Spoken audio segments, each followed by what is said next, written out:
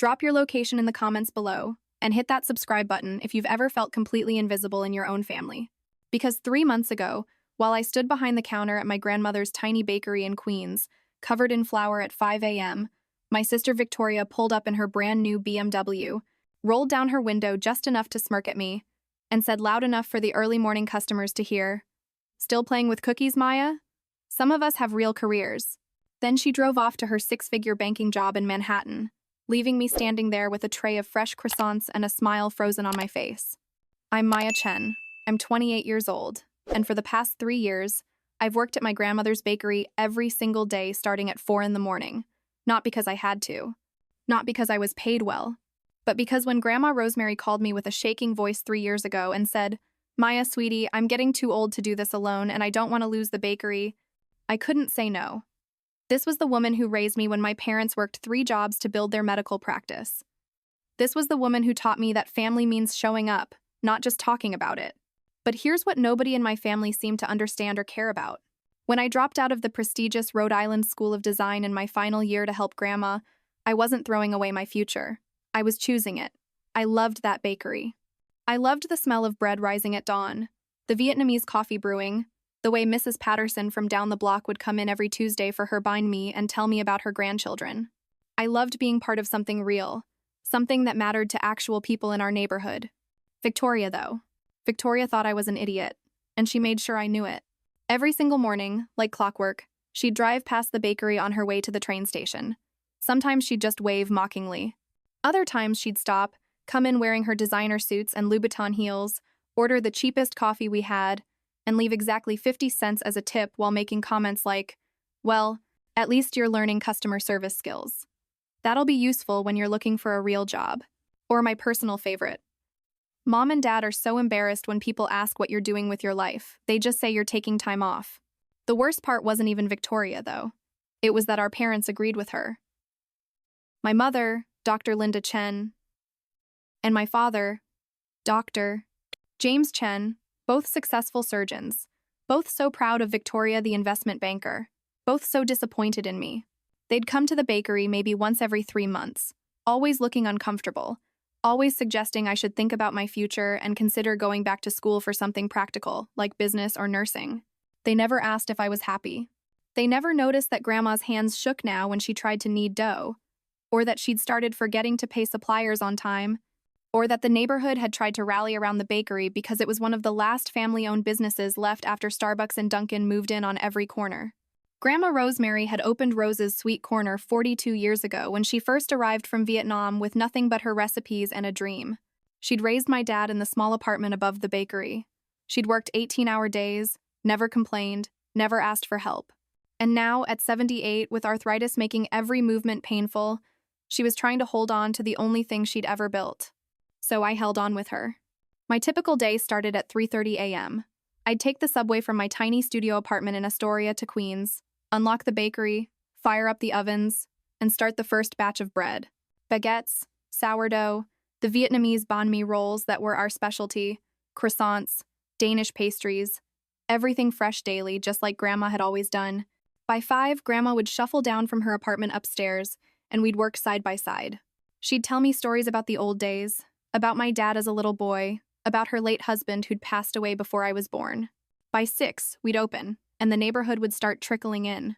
The construction workers heading to job sites, the nurses finishing night shifts at the hospital, the teachers grabbing breakfast before school, the elderly regulars who came as much for conversation as for the food. These people weren't just customers. They were our community. They knew our names. They asked about Grandma's health. They brought us Christmas cards and birthday wishes. And every single morning around 7, Victoria would make her appearance, perfectly made up, perfectly coiffed, perfectly condescending. "Morning, Maya," she'd say in that fake sweet voice. "How's the baking hobby going? Made your millions yet?" Then she'd laugh like it was the funniest joke in the world. I'd smile. I'd say, "Have a good day at work, Vic." And I'd watch her drive away in her luxury car to her luxury life, while I went back to washing dishes and wiping down tables. But something started changing about 6 months ago. Family dinners, which had always been awkward, became downright hostile. My parents and Victoria started having these hushed conversations that would stop the moment I entered the room. They'd exchange looks. They'd change the subject. And then one Sunday dinner, they finally revealed what they'd been plotting. Maya, my mother began, using her doctor voice, calm and clinical. We need to have a serious conversation about Grandma. I set down my fork.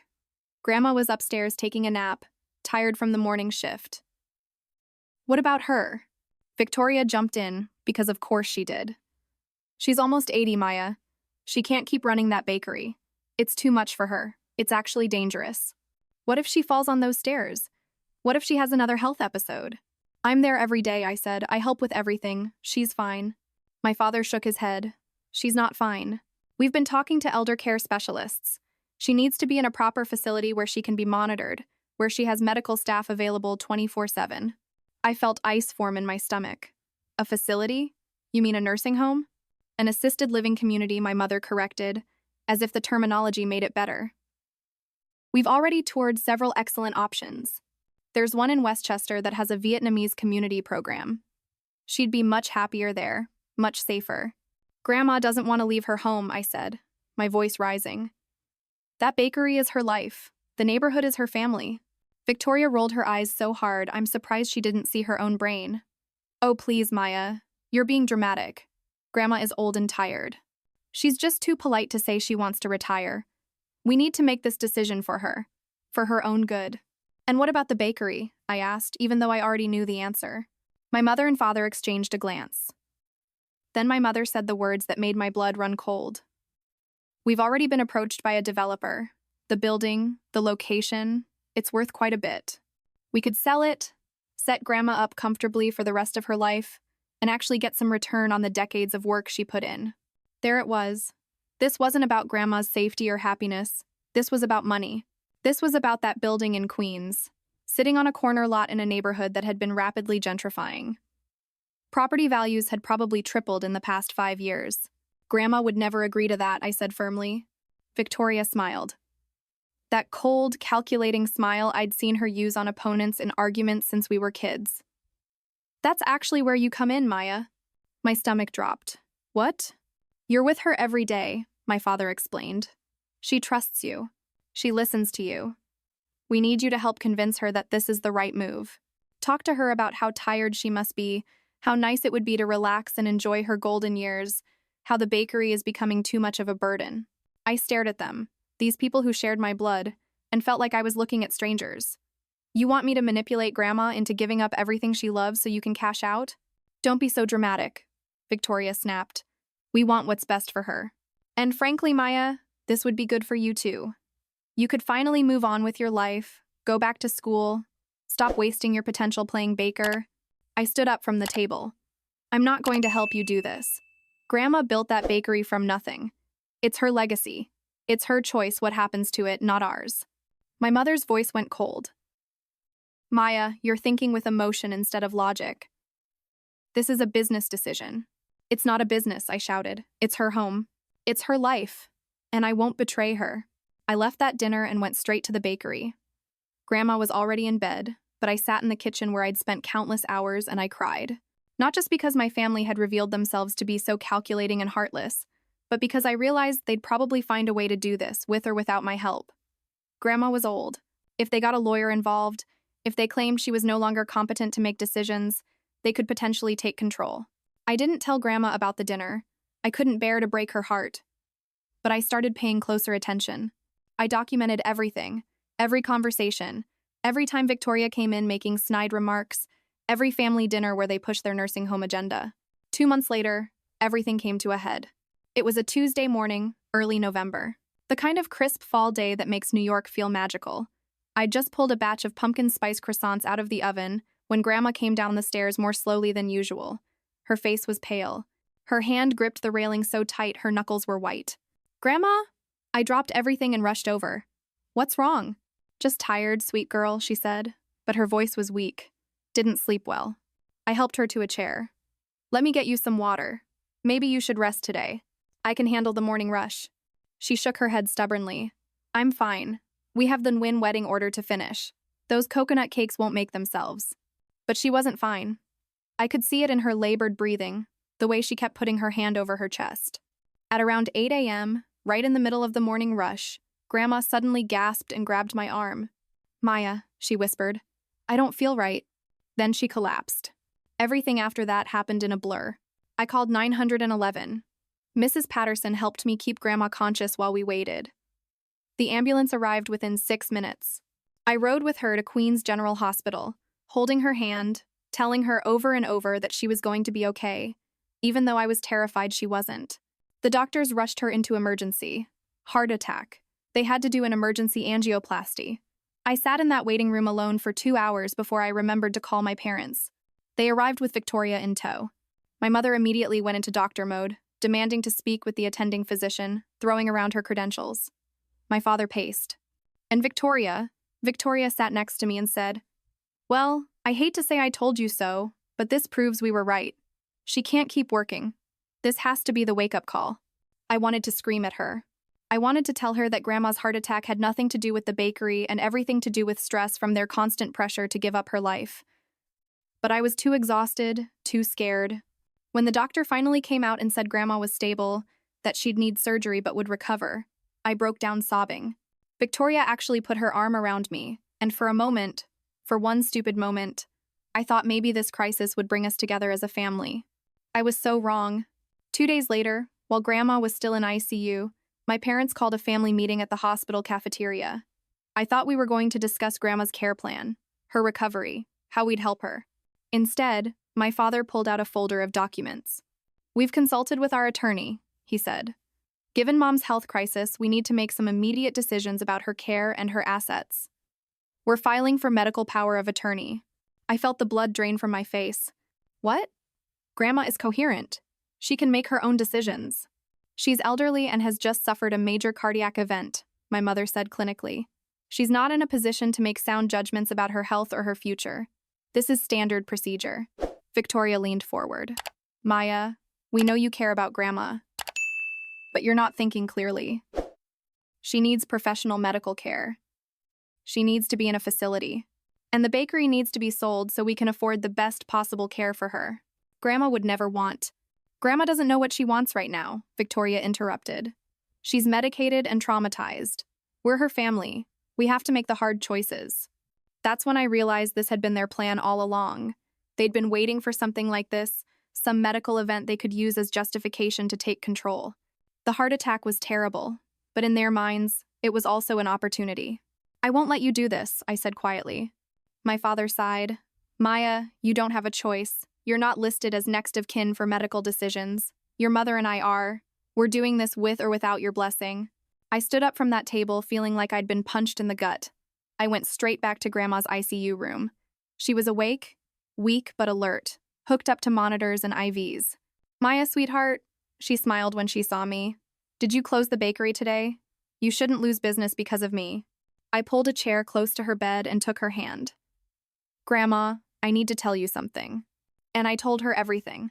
The family dinners, the nursing home plans, the pressure to sell the bakery, the power of attorney documents, all of it. I watched her face transform from confusion to sadness to something I'd never seen in her before, steely determination. How much time do I have? She asked. What do you mean? Before they can file those papers. Before they can take control. I thought about it. Maybe a week? They have to wait until you're discharged. And even then there's a process. Grandma nodded slowly. Then she pressed the call button for the nurse. When a young nurse came in, Grandma said in her strongest voice, I need to speak with the hospital social worker, and I need a phone. I have some calls to make. Over the next 3 days, while my parents and Victoria thought they were handling Grandma's affairs, Grandma was handling her own. She called her attorney, David Park, who'd helped her with the bakery paperwork for decades. She called her accountant. She called her financial advisor. And she made some changes. I didn't know the details. She told me it was better if I didn't know. That way I could honestly say I had no idea what she was planning. But she squeezed my hand and said, Thank you for being honest with me, Maya.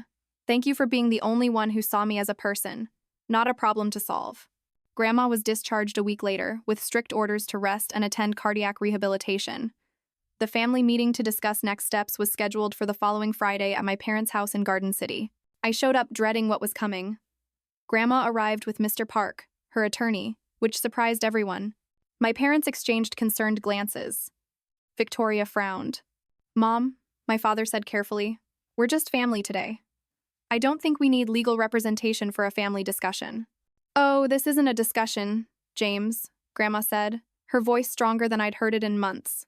This is me telling you what's going to happen with my life and my business. Mr. Park is here to make sure everything is documented properly. My mother tried to interject. Mother, you've been through a trauma.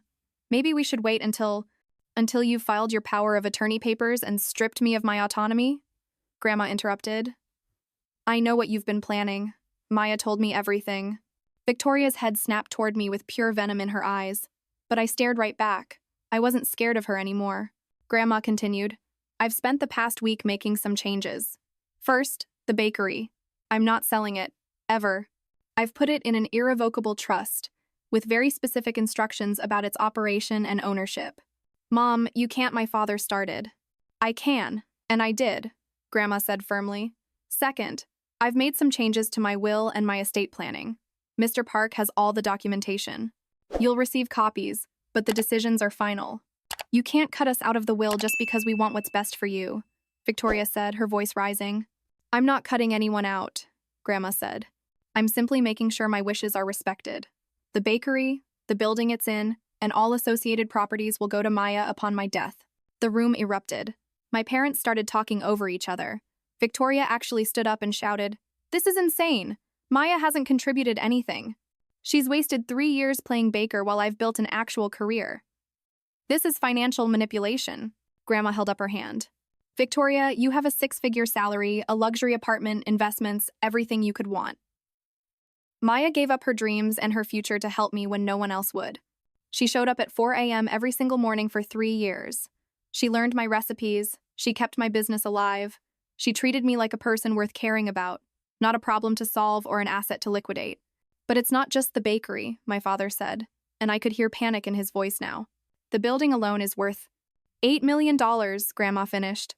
I had it appraised last year. Actually, it's not just that building. I own the whole block. 4 buildings, all purchased over the years with bakery profits. All of it will go to Maya, along with the business, with one condition. I couldn't breathe. 8 million? 4 buildings? I'd had no idea. None of us had. What condition? I managed to whisper. Grandma smiled at me. That you keep the bakery running for at least 10 years. That you employ at least 3 local residents, give them fair wages and health insurance. That you continue the community programs we've built, the free coffee for veterans on Tuesdays, the donated bread to the food pantry. That you remember it's not just about making money. It's about taking care of people. Tears were streaming down my face. Grandma, I don't know what to say. Say you'll do it. Say you'll build something that matters. I will, I promised. I absolutely will. Victoria was not taking this well. This is elder abuse. She's being manipulated. We'll contest the will. Mr. Park, who'd been silent until now, spoke up. Miss Chen, I've been Mrs. Chen's attorney for 38 years. I've thoroughly evaluated her mental competency.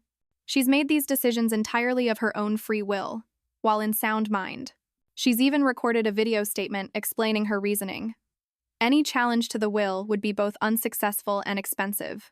As for the rest of you, Grandma addressed my parents and Victoria, you're still my family. I've left you each a monetary inheritance. Not nothing, but not the business.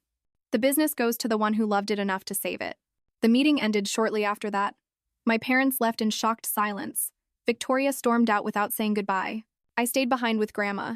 Why didn't you tell me? I asked. About the buildings? The money? Because I wanted to see who would care about me, not about my assets, she said simply. Your father, I love him. But he became so focused on success and status that he forgot what matters. Victoria learned from him. Your mother too. But you, Maya, you remembered. You chose love over ambition. You chose people over profit. I'm terrified, I admitted. I don't know if I can run all this. You already have been, she said.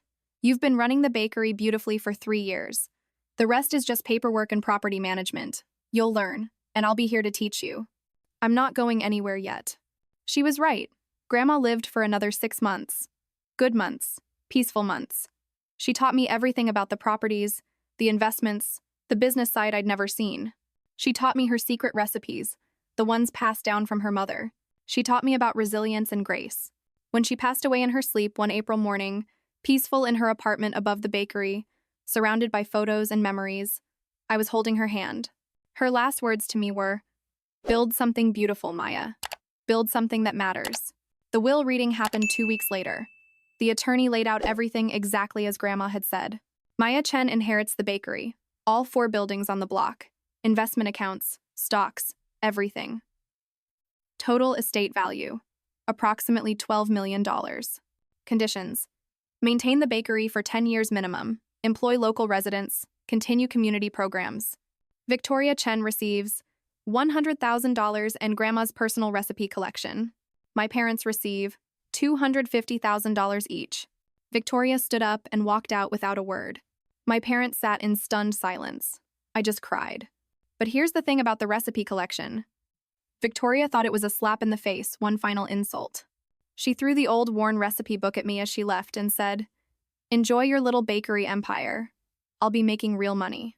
What Victoria didn't know, what none of them knew, was that Grandma's recipes were legendary. Her banh mi formula, her croissant technique, her mooncake recipe, all of it had been featured in food magazines over the years. Chefs had offered her money for those recipes. She'd always refused. But she gave them to both of us. Me in the form of the business and the training. Victoria in the form of that book. The difference was, I knew their value wasn't in selling them. It was in sharing them, in continuing the tradition, in feeding people and building community. That was 6 months ago. Today, Rose's Sweet Corner is thriving. I've hired 4 local high school kids and trained them in baking. I've expanded the community programs. Every Sunday, I host a free baking class for neighborhood kids. I've kept every single one of Grandma's traditions alive while adding a few of my own. The building properties generate enough rental income that I've been able to give all my employees full benefits and above-market wages. I've partnered with the local food bank to donate day-old bread and pastries. I've even started a scholarship fund for local kids who want to go to culinary school, something I wish I'd finished. My parents come by occasionally, awkward and quiet. They drink coffee, they make small talk, they leave. We're working on it. Forgiveness is a process. Victoria, though. Victoria I didn't hear from at all until 3 weeks ago. She showed up at the bakery on a Tuesday morning, not in her BMW, not in her designer suit. She showed up on the subway, in jeans and a sweater, and she looked tired. Really tired. "Can we talk?" she asked quietly. We sat at a corner table. She told me she'd been laid off 6 months ago. Her banking firm had downsized. Her savings were running low. Her boyfriend had left her when the money got tight. She was struggling. "I was horrible to you," she said, tears in her eyes. "I spent years mocking you, dismissing you, treating you like you were worthless, and you were building something real while I was chasing status and salary. Grandma tried to teach me, but I didn't listen. I'm so sorry, Maya." I could have gloated. I could have turned her away. But I remembered what Grandma always said. Grace costs you nothing but gives you everything. "Are you looking for work?" I asked. She looked up, surprised. Yeah, I am. But Maya, I need someone to handle the business side of the properties," I said. "The accounting, the rental management, the investment portfolio. I'm a baker, not a financial person. You have an MBA and banking experience. I can pay you a fair salary. Not what you made before, but enough, and you'd be working with family." She started crying. Really crying. "You'd hire me? After everything?" "Grandma left us both something," I said. "She left me the business and the legacy. She left you the recipes and a chance to learn what she was trying to teach us. Maybe it's time we both use what we got." So now Victoria works with me. She handles all the financial management for the properties. She's learning to bake on weekends. She's learning to see value in things beyond dollar signs. It's slow and it's awkward sometimes, but it's real. Last week, we used Grandma's coconut cake recipe to make 50 cakes for a neighborhood block party. Victoria spent 3 days perfecting the technique, covered in coconut and frosting, frustrated and exhausted and happy. "I get it now," she said as we packaged the last cake. "This isn't about the money." It never was. No, I agreed. It's about showing up. It's about caring. It's about building something that outlasts you. Looking back, I wouldn't change anything. Not the early mornings, not the humiliation, not the struggle. Because every single moment of it taught me something Grandma already knew. Real wealth isn't in your bank account. It's in the community you build, the people you help, the legacy you leave. Victoria used to mock me for playing with cookies and wasting my potential. Now she understands that I wasn't wasting anything. I was investing in something that actually mattered. I was learning from someone who understood that success isn't measured in salary or status. It's measured in the number of lives you touch, the people you feed, the community you strengthen.